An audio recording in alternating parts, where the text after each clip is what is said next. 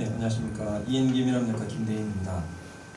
오늘 제가 말씀드릴 내용은 도플러 초음파 검사에 대해서 말씀드리겠습니다. 먼저 인트로덕션에 대해서 첫 시간에 말씀드리고 다음 기회에는 좀 응용할 수 있는 부분에 대해서 말씀드리겠습니다. 도플러 초음파 검사는 좀 재미가 없고 어렵습니다.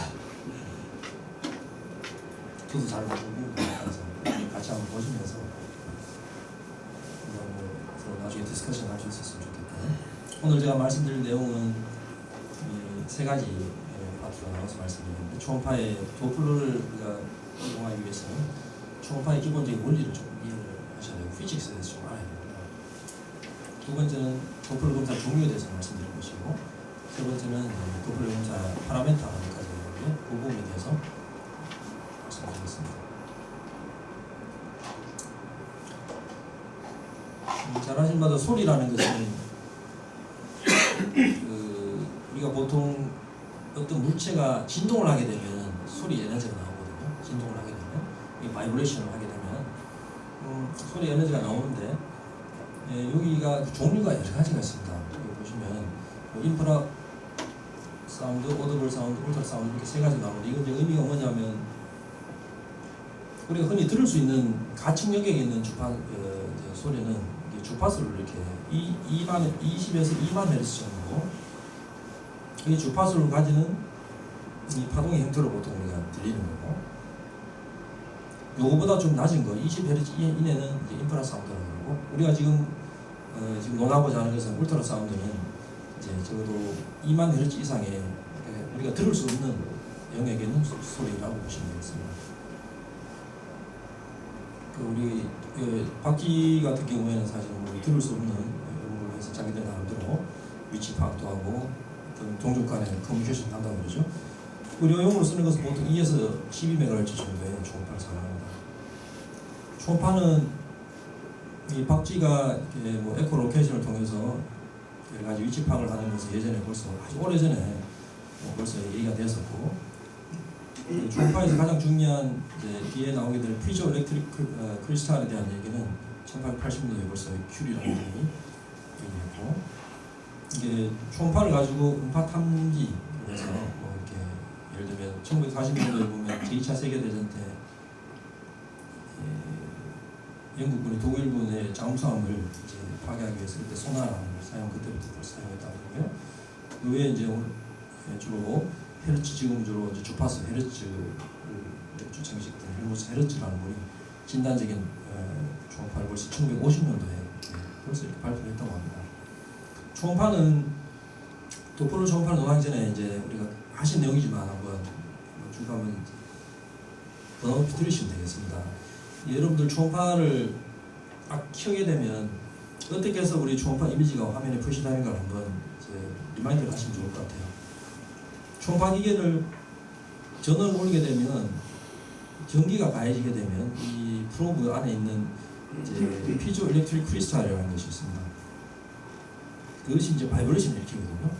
바이브레이션을 일으키면 아까 음파가 발생됐다고 그랬잖아요, 그죠? 이 전기 에너지가 이 기계 에너지로 바뀌게 됩니다.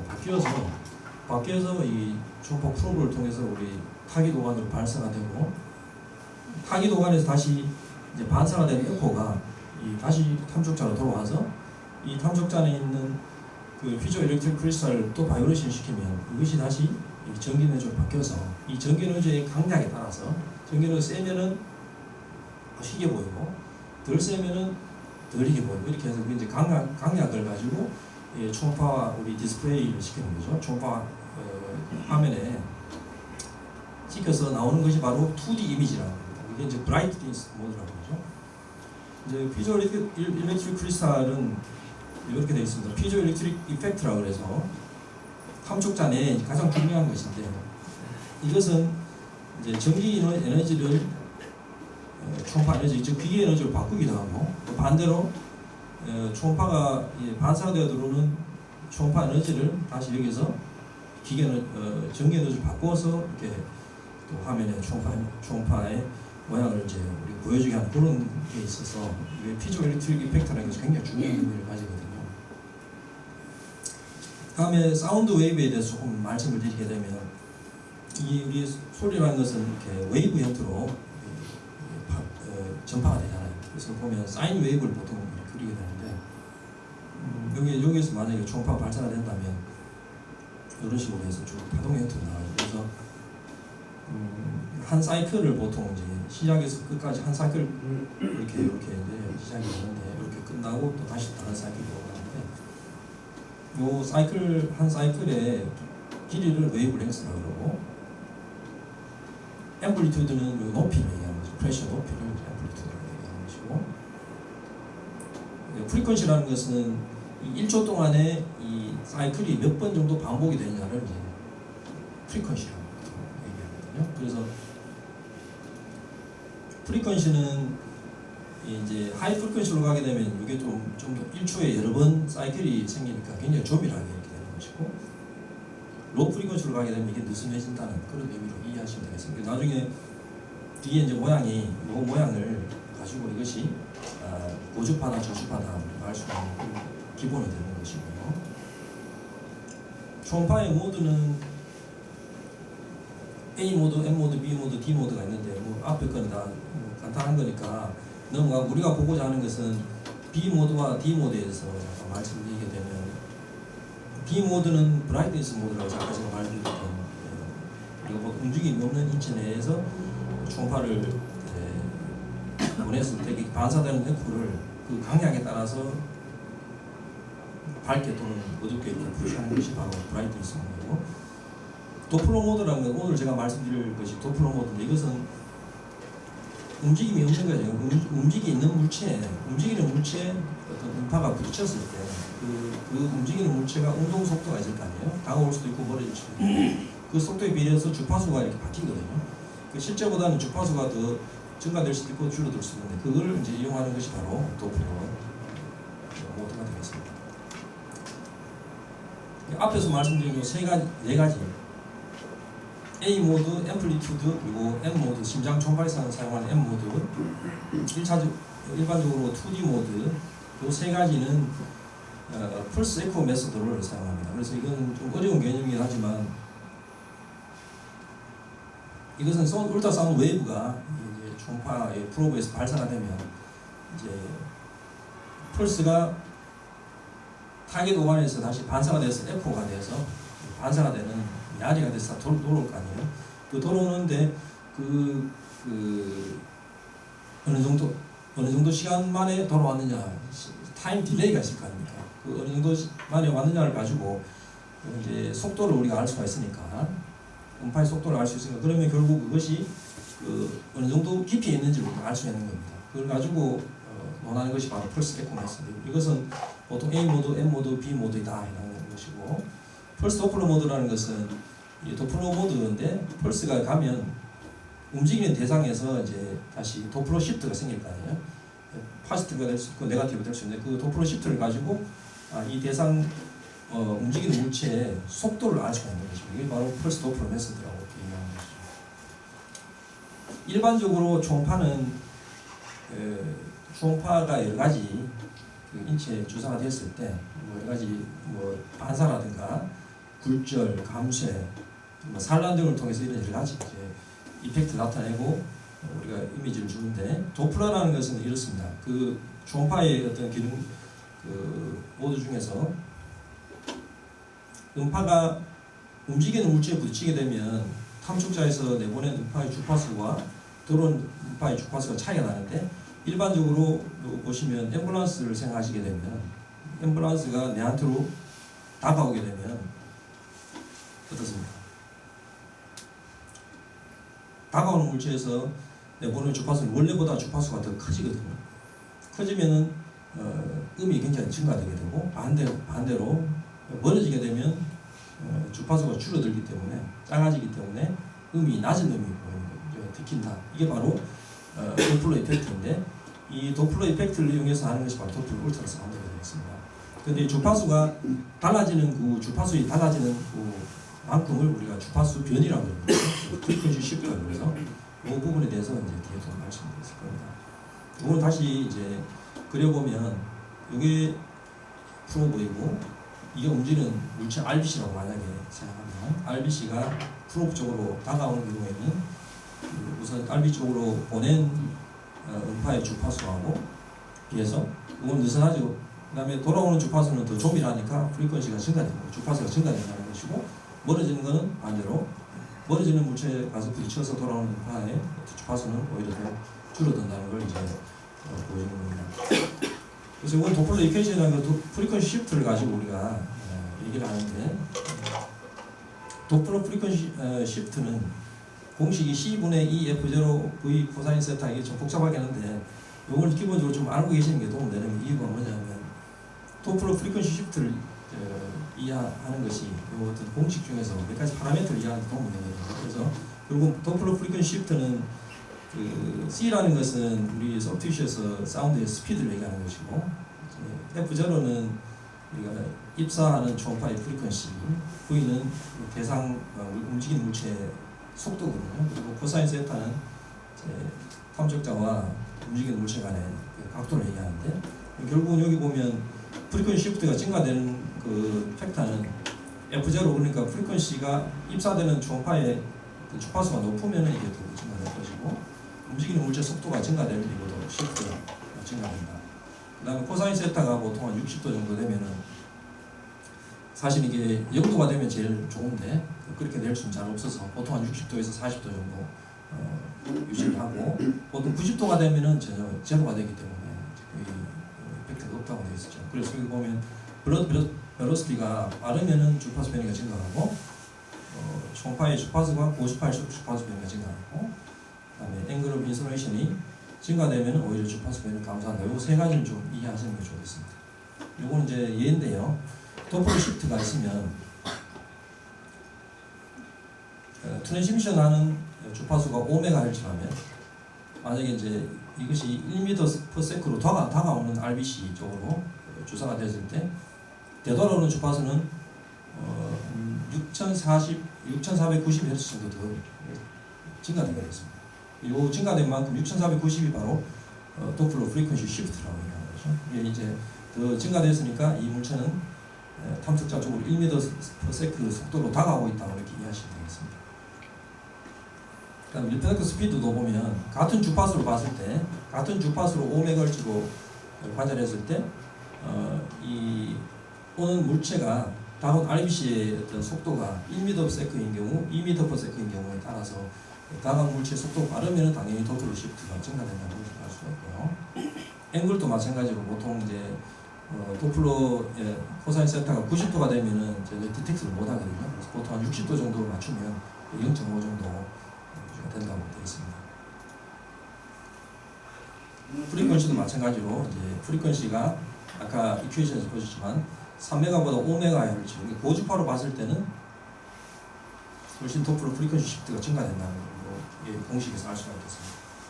이걸 이제 예를 보면 그렇습니다. 만약에 이게 왜 중요하냐면, 주파수 변이를 이제 도플러 프리퀀시 시프트가 어느 정도냐, 느느냐 줄어드느냐에 따라서 주파수 변이를 우리가 알게 되면 대상 물체의 속도를 계산을 할 수가 있어요. 역으로 계산할 수 있다는 거죠. 예를 들어서 도플러 프리퀀시 시프트가 이제 0.0039MHz라면 코사인 세타가 60도였을 때 이 대상 물체가 움직이는 속도는 쭉 계산이 이렇게 나옵니다 하면 2m/s로 계산이 된다. 이제 그래서 이게 중요한 거거든요. 그래서 주파수 변이를 알게 되면 움직이는 물체의 속도를 계산할 수 있다. 되겠습니다. 다음은 도플러 검사의 종류에 대해서 말씀드리겠습니다. 그래서 크게 네 가지가 있는데요. 이제 CW, PW, 컬러 도플러 출력 파워 도플러가 있는데, CW는 심장 초음파의 수를 많이 하는 거잖아요. CW, PW의 차이는 이 트랜스듀서에서 사운드 펄스를 내보내는 것과 좀 받아들이는 게 있잖아요. 근데 CW는 보내는 부위와 받는 부위가 따로따로 되어 있습니다. 보내는 것은 계속 펄스를 보내고, 받는 건 이쪽에서는 계속 받기만 하는 그 차이가 있기 때문에 이 차이가 이제 PW하고 큰 차이가 되고, 그 다음에 직선상에 보통 고속 혈육을 측정하는 데 굉장히 도움이 됩니다. 하지만 PW처럼 어느 샘플 볼륨에 있는 그쪽으로 지나가는 플로의 어떤 벨로시티를 재는 것은 이제 좀 불가능하다는 것이고 깊이에 대한 정보가 없다. 이런 것들이 하나의 차이가 이제 단점이 되는데 대신에 우리가 주로 오늘 논하게 되는 펄스 웨이브 도플러는 우리가 보고자 하는 일정한 지점에 샘플 볼륨을 놓고 그 샘플 볼륨 안에서 움직이는 어떤 블러드 플로우의 어떤 방향이라든가 양을 우리가 디텍트 할 수 있다는 거죠. 일반적으로 초음파에서 앞전 소자 피조 일렉트릭 크리스탈에서 그 1마이크로세컨드 전후에 짧은 시간 동안에 펄스가 이렇게 굉장히 아주 짧은 시간 동안 계속 반복적으로 발생 후에 다시 또 반사된 걸 수신하고 다시 또 그 다음 펄스를 보내고 이런 걸 거의 우리가 눈 깜짝할 사이에 이걸 엄청나게 많은 걸 반복을 해서 이제 이걸 이제 초음파로 보이게 하는 건데요. 이건 이제 그 주변의 혈류의 간섭이 없이 샘플 볼륨 내에 있는 혈류만 수신하는 거기 때문에 그 샘플 볼륨 안에 있는 쪽으로 거기에 보내서 다시 반사된 그 어떤 정보를 어느 정도 만에 돌아왔나를 보면 이게 어느 정도 깊이에서 왔는 걸 알 수가 있을 거고 수신하는 시간의 길이는 그 샘플 볼륨의 크기를 우리가 나타내기 때문에 그래야 정보를 얻을 수 있는 거죠. 그래서 이런 어떤 PW나 CW를 가지고 도플러의 어떤 스펙트럴 애널리시스를 할 수가 있습니다. 그래서 스펙트럴 애널리시스라는 것은 결국 혈류 속도라든가 주파수 변이를 이제 그래프화시키는 거예요. 그러니까 결국은 여기 가로는 시간을 얘기하는 것이고 세로는 주파수 변이 그 벨로시티를 나타내는 건데 이런 PW 도플러에서 이 어떤 이것을 이제 정량화시켜서 그래프화시킨 것이 바로 도플러의 근원 분석이라고 해서 스펙트럴 애널리시스가 되겠습니다. 보통 이렇게 하게 되면 뭐 카로티드 여러분들 해보시면 알겠지만 이런 라인이 그리잖아요. 그래서 보면 뭐 시스톨 때 픽스 스토리 벨로시티가 있고 또 엔드 아이스톨 때 이렇게 벨로시티가 나타나고 이런 형태로 이제 나타나는 것인데 이 세 가지 그림을 보시게 되면 일반적으로 라미나 플로가 있게 되면 일반적으로 베슬 안에 이제 라미나 플로라는 것은 그 중간에는 중간 혈류가 가장 빠르거든요. 이렇게 되면 이런 식으로 아주 예쁘게 그려지는데 이제 난 라미나 플로라든가 터뷸런트 플로, 그러니까 스테노시스 있는 부위를 지나게 되면 그 부위에는 이렇게 스펙트럴 브로딩이라고 해서 이 밑에 검은 부위가 많이 흰 부위로 바뀌게 됩니다. 이것을 스펙트럴 브로딩이라고 합니다. 이게 있으면 터뷸런트 플로가 있다는 것을 우리가 얘기한다. 그렇게 이해하시면 되겠고 이제 스펙트럴 브로딩이라는 얘기가 나오면 그런 의미라는 것을 아시면 되겠습니다. 도플러 인덱스라는 몇 가지가 있는데 이제 그 중에서 주로 사용되는 것이 PI하고 RI가 있거든요. 이것은 왜 중요하냐면 도플러 PW나 CW에서 혈류 속도를 우리가 계산한다고 얘기하는 경우는 이 혈류 속도라는 것은 도플러 가계에서 영향을 많이 받는다 그랬잖아요. 이런 도플러 인덱스를 사용하게 되면 도플러 앵글에 영향을 받지 않게 되고 않고 우리가 어떤 상황을 알 수가 있는 거거든요. 그래서 RI는 이 그래프를 보시게 되면 픽시솔 벨로시티가 있고 엔드 다이스톨 벨로시티가 있다면 이제 분모는 이제 S분의 S-D 이것이 이제 RI가 되겠습니다. 그리고 정상적으로 이게 0.7 이내가 되거든요. 이제 RI가 높아지는 것은 보통 뭐 ATN이라든가 리날 스톤이 있어서 obstruction이 있게 되면 RI가 증가되는 이런 형태로 나타날 수가 있고 PI는 대신에 이제 분모가 시스톨이 아니라 민 프레셔, 민 벨로시티죠.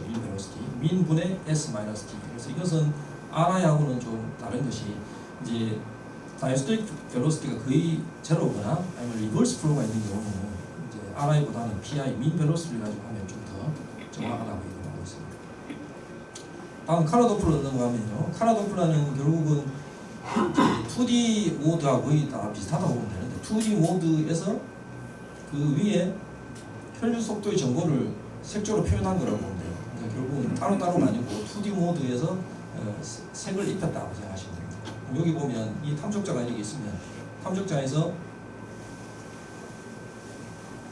여기 분홍색으로 표시된 여기 컬러 박스라고 생각한다면 이 컬러 박스 내에 있는 원래 여기 그레이스케일 이미지가 있어야 될 부위에 컬러 박스를 이렇게 나누게 만들게 되면 그 안에 있는 그 혈류 신호를 디텍트를 해서 이렇게 보여주는 것이 바로 컬러 도플러입니다.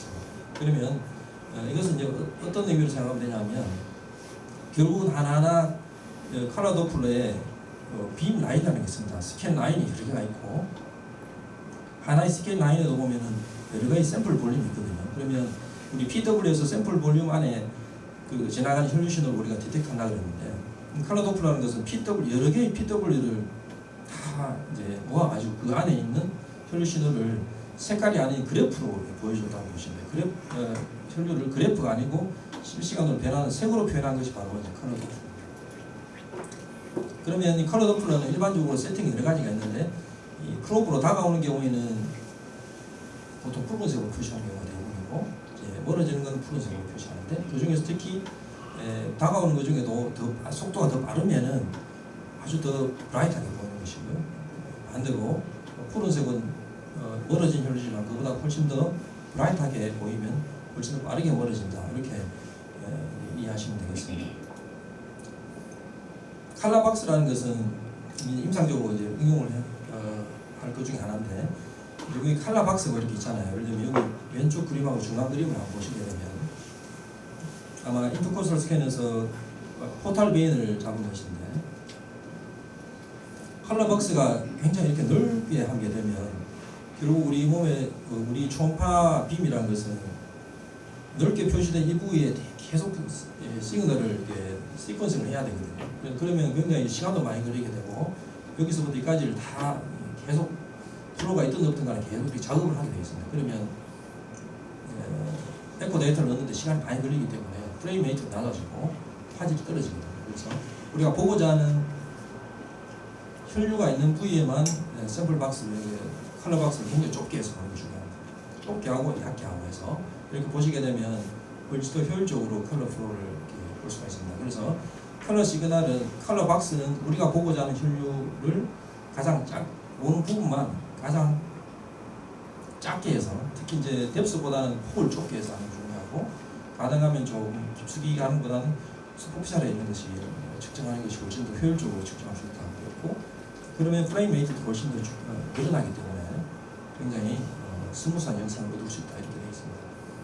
그 다음에 컬러 박스를 스티어링 하는 건데 일반적으로 똑바로 90도로 되게 되면 디텍트를 잘 못하잖아요. 그래서 보통은 기계마다 다른데 마이너스 20도, 플러스 20도 이렇게 해서 반대로 하게 되면 좀 더 디텍트를 더 잘할 수 있게 되고 컬러 게인 같은 경우에는 일반적으로 기본적인 세팅에서 볼 수도 있겠지만 컬러의 어떤 혈류 속도의 차이에 따라서 좀 다를 수가 있기 때문에 일반적으로 컬러 게인을 굉장히 많이 올려가지고 이런 어떤 노이즈가 생길 때까지 올렸다가 다시 또 조금 줄여서 이렇게 노이즈가 없어지는 부위에서 우리가 검사하는 게 가장 적당한 컬러 게인 조절을 하는 게 되겠습니다. 너무 낮으면 실제보다 혈류가 없게 보이기 때문에 적당하게 하는 게 중요할 것 같고요. 그다음 파워 도플러에 대해서는 컬러 도플러하고 차이가 뭐냐면 일반적으로 이제 컬러 도플러는 어느 정도 속도가 이상이 돼야 되거든요. 그래서 10cm/s 이상의 혈류가 일단 있어야 되고 도플러 앵글이 또 영향을 받게 되고 아주 깊숙한 부위에는 컬러 시그널이 잘 안 비기 때문에 이런 걸 보완하기 위해서 도플러 신호의 어떤 총체적인 힘을 이제 보여주는 거죠.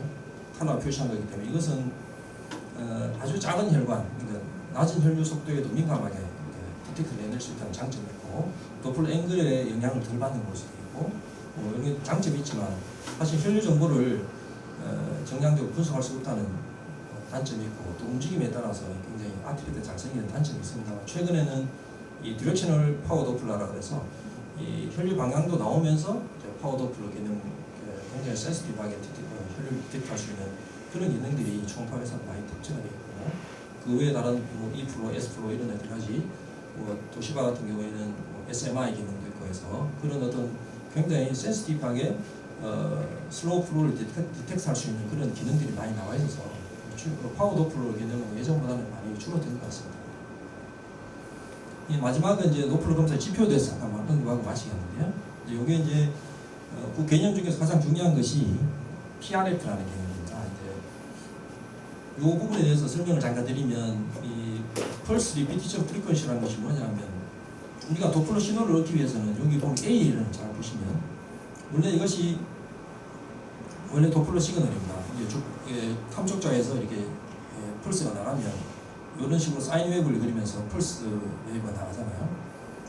근데 이것이 이런 어떤 한 1초당 발생되는 펄스 수를 이제 펄스 리피티션 프리퀀시라고 그러는데, 일반적으로 이 초음파가 그 아날로그 신호를 우리가 사실은 다시 컴퓨터화하기 위해서는 디지털로 바꿔야 되는데, 이 디지털로 바꾸는 과정에서 이 신호를 추출한다고 얘기하는데, 뒤에 나오게 될 샘플이라는 게 있습니다.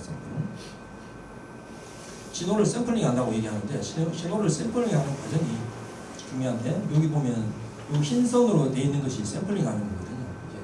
이게 아날로그 신호를 전체를 다 촘촘히 샘플링을 하게 되면 시간이 너무 많이 걸리기 때문에, 적어도 여기 보면 밑에 B 그림처럼 한 사이클당 한 2-3개 정도 이상을 샘플을 하게 되면 오리지널 어떤 그래프를 거의 비슷하게 유지를 할 수가 있는데, 반면에 A처럼 샘플링이 느리게 되면 원래 시그널보다는 왜곡이 돼서 나타나는 겁니다. 왜곡이 되는 것이 바로 엘리어싱이라고 얘기하거든요. 그래서 어느 정도까지는 PRF가 충분히 이제 어느 정도 커야 우리가 실제로 샘플링한 파행이 원래 오리지널 도플러 프리퀀시를 잘 반영한다고 되어 있습니다.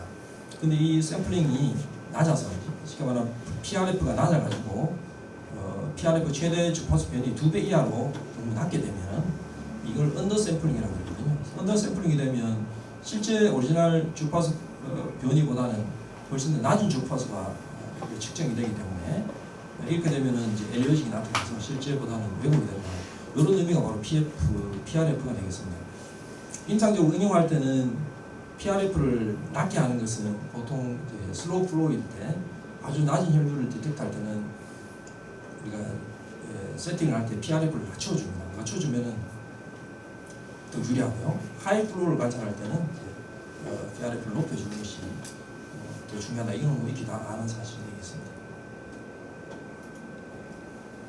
컬러 스케일은 PRF와 거의 비슷한 개념인데, 이제 똑같은 것은 아니고 거의 비슷한 개념이죠. 그러니까 우리가 보통 컬러 도프를 띄웠을 때 표시되는 혈류 속도의 범위를 정하는 거거든요. 그리고 가장 이제 컬러 스케일을, 컬러 밸런스 스케일을 아주 높여 놓으면, 거기 보면 플러스 100에서 마이너스 100까지 굉장히 높여 놓으면 너무 또 이렇게 잘 꽉 차지 않고요.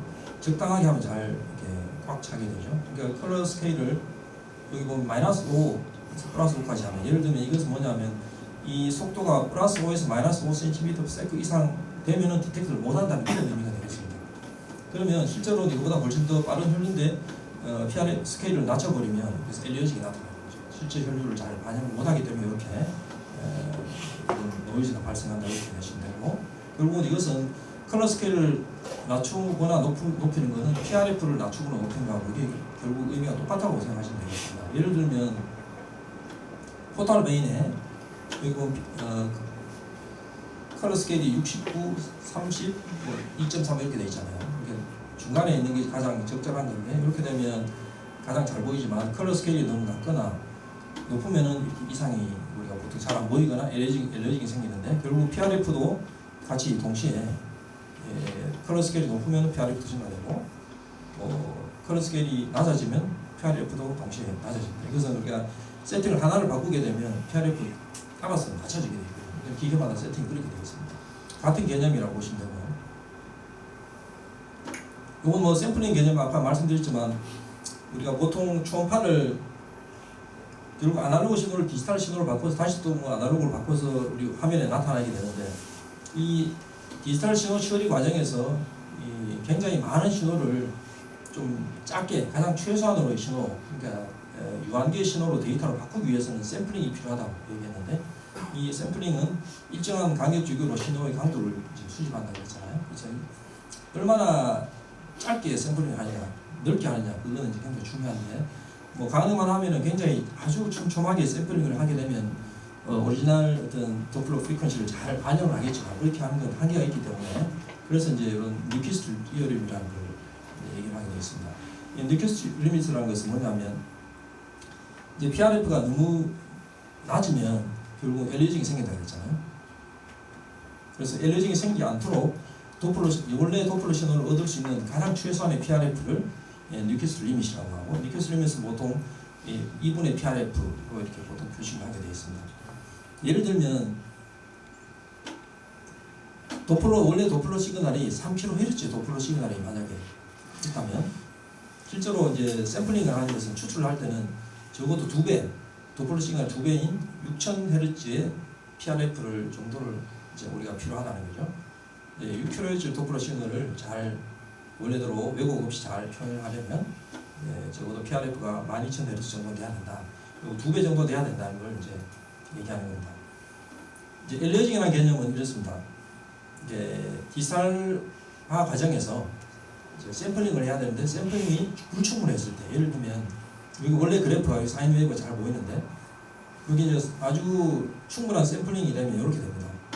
파란 점이 이렇게 있어서 요걸 읽게 되면 원래 그래프하고 모양이 되게 비슷하잖아요. 똑같지는 않겠지만, 근데 이제 이런 그 샘플링이 조금 적어지면 실제 요걸 빨간색이 샘플링을 적게 한 건데 이걸 이제 그래프를 읽게 되면 실제보다 훨씬 더 왜곡되게 보이고, 그리고 주파수가 일단 줄어들게 되겠죠. 이거보다 오리지널보다 주파수가 일단 줄어들게 된다는 것이 이렇게 되는 것이고, 이렇게 되면 이제 엘리어징이 생긴다. 엘리어징은 이렇게 보입니다. 실제로 그 그래프가 잘려서 보이거든요.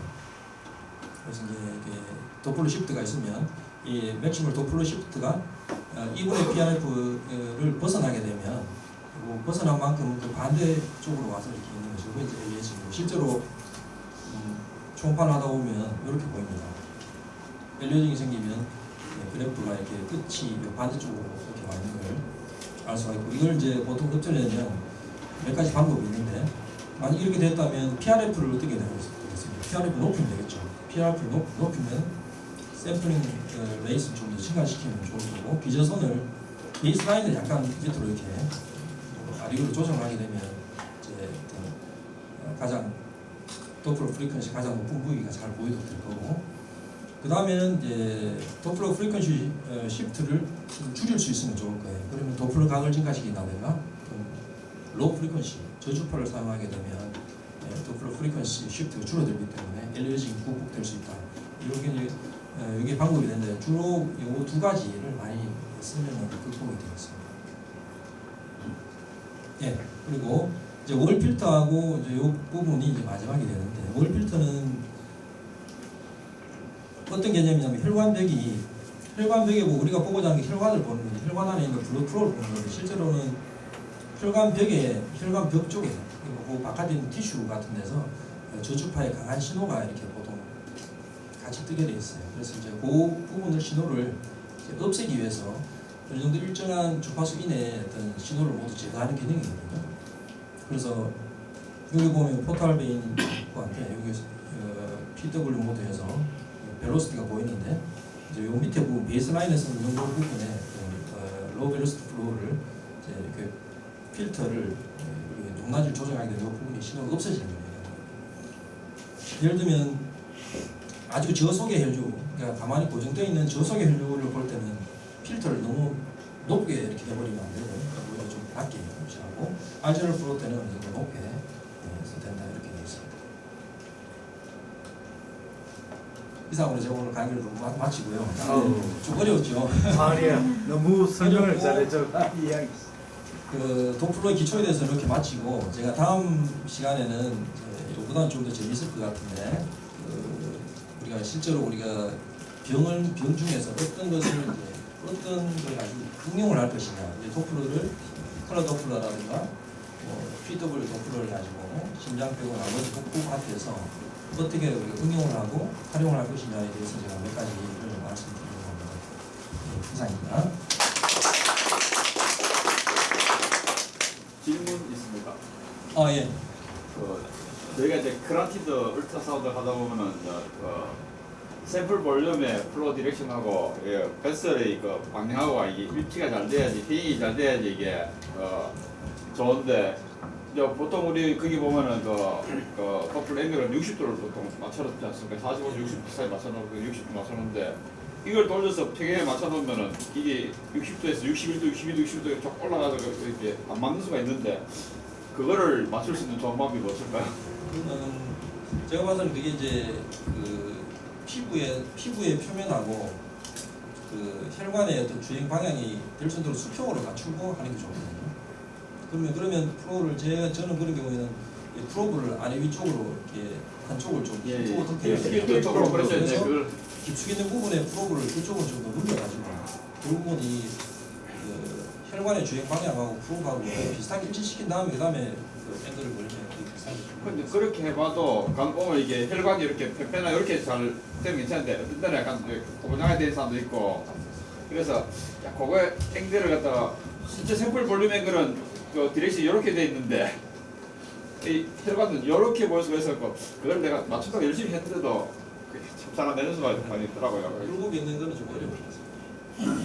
샘플 볼륨의 마이너 컨트롤도 조정이 가능하죠. 예예, 15도씩 아, 조정이 네. 가능한데 그것도 해보고 다 해봤는데 제가 이제 항상 그 라이브 가거나 아니면 다른데 강의를 가서 이렇게 핸즈온 할 때 보면은 그거를 혈관을 팽팽하게 만들어놨는데 이거 다이렉션하고 안 맞았어. 이걸 좀 조정하면은 이 포상이 각이 올라가서 그래서 그게 혹시 박선우 쌤 좋은 좀 아이디어 죠 있으세요? 무슨 말씀하십니까? 그대로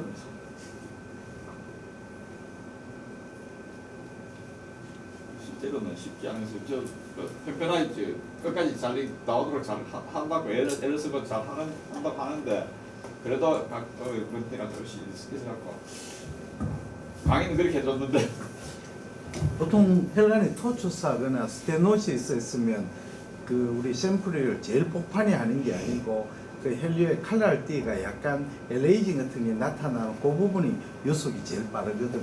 그리고 중심부보다 혈류 속도가 제일 빠른데 갖다 대야 우리가 돼요. 보통 그런데 가면은 노멀한 데를 아, 그렇죠. 저 노멀한 데. 노멀한 데를 팽팽하게 딱 잘 잡았는데 참 어려워. 샘플 몰림하고 이 각이 안 맞으면은 참 그게 되게 강의가 난감하겠더라고. 예, 그럼 강의는 이것으로 마치고 오늘 정례 발표가 있을 것 같습니다. 예. 손흥석 시장님과